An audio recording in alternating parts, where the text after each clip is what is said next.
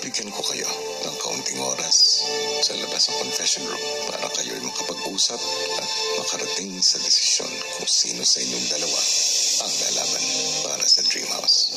Wala naman sa estado ng buhay kung mapera yung isa sa akin. Mahirap kasi lahat ng tao kailangan ng bahay. Diba? Kahit sabihin mo may bahay ka na, siyempre kailangan pa rin ng bahay. Hindi naman t-shirt o chinelas na tigpipiso yun. Pwede naman mag-desisyon, hati tayo.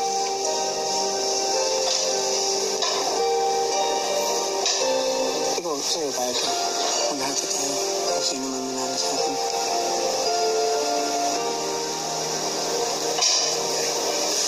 Okay na. Hindi, payag ka. Seryoso.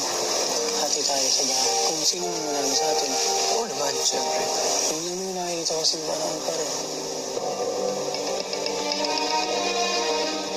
Matapos ang kanilang diskusyon, nagbigay ng desisyon si McCoy at Nico sa confession room. Pinapaalala ko na ito ay hindi birong desisyon dahil ang nakataya rito ay ang pagkakataon at ang pangarap na lumaban at makuha ang bahay na minimiti at pinapangarap ninyo.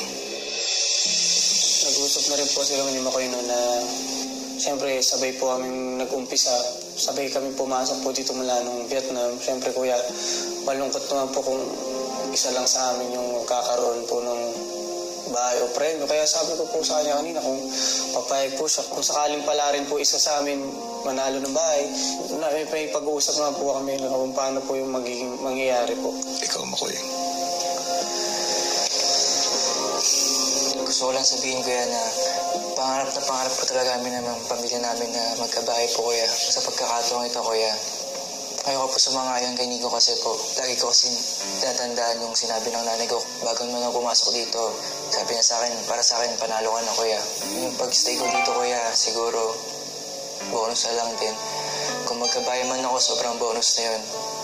Hindi naman ako taong nanghangad ng sobra-sobra. Kaya, kung sinasabi man ni Nico na mag-ati po kami, ayoko po. Kung makuha po niya yung bahay, kuya, isa ako sa taong pinakamasaya para po sa kanya at para po sa pamilya niya yun, kuya. Wala. Ang masaya sa akin.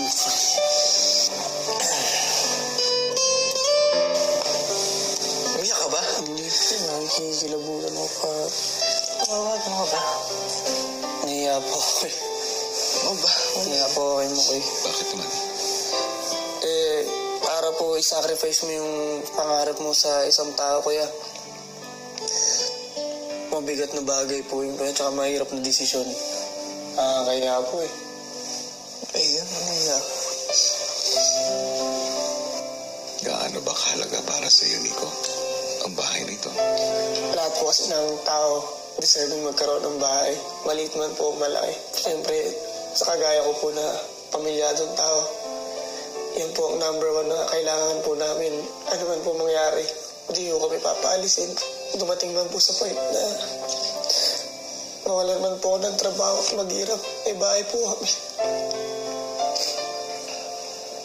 Kaya nahiya po kasi, siyempre kuya, sabi ko nga po, nag-uumpisa pa lang po kami.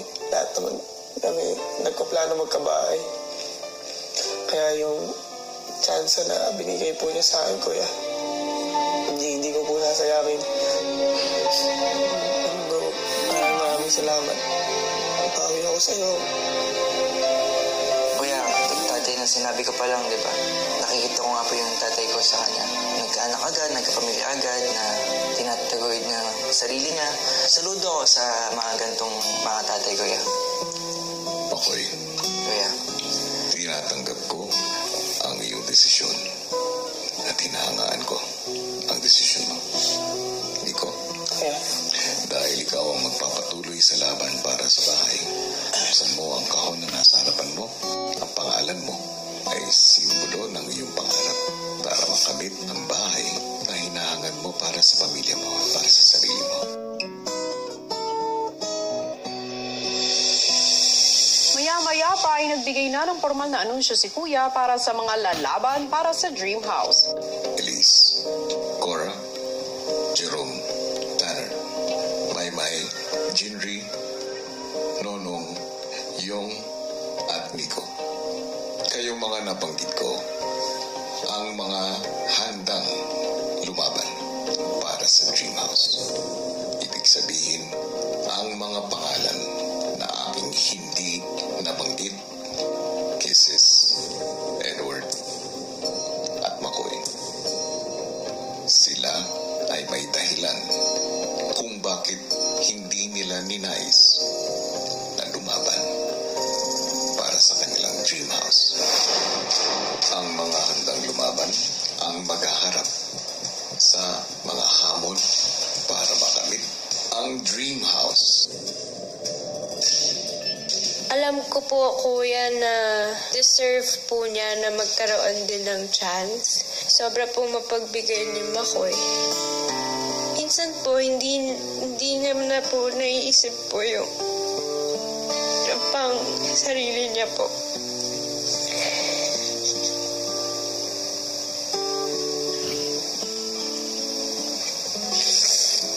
Sana lang po, kuya, magkaroon din po ng chance si McCoy po.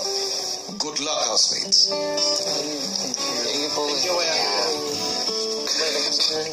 Pagkatapos ng anunsyo ni Kuya, si Jinri dinala si Maymay sa pool area. Diba, like they say that they give up because there's people who need it more. I feel like it's a better decision if I fight for it and I want to win and I want to give it to you. Why you like that? No, just remember that you always have me here. I will fight for this. I won't give up, ha? So you don't give up on yourself. You fight, ha? Naiyak ako sa sinabi niya. Pagkita pa lang daw niya sa bahay, naisip niya na talaga na para sa akin daw yon.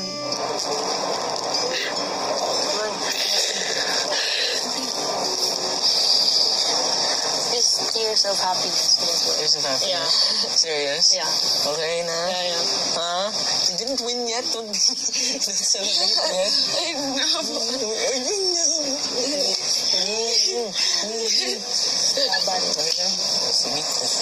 Sige, promise. Parang mas lalo akong naging determinado na talagang lalaban ako at kukunin yung bahay. Dahil may isang taong naniniwala sa pangarap ko. Fight together.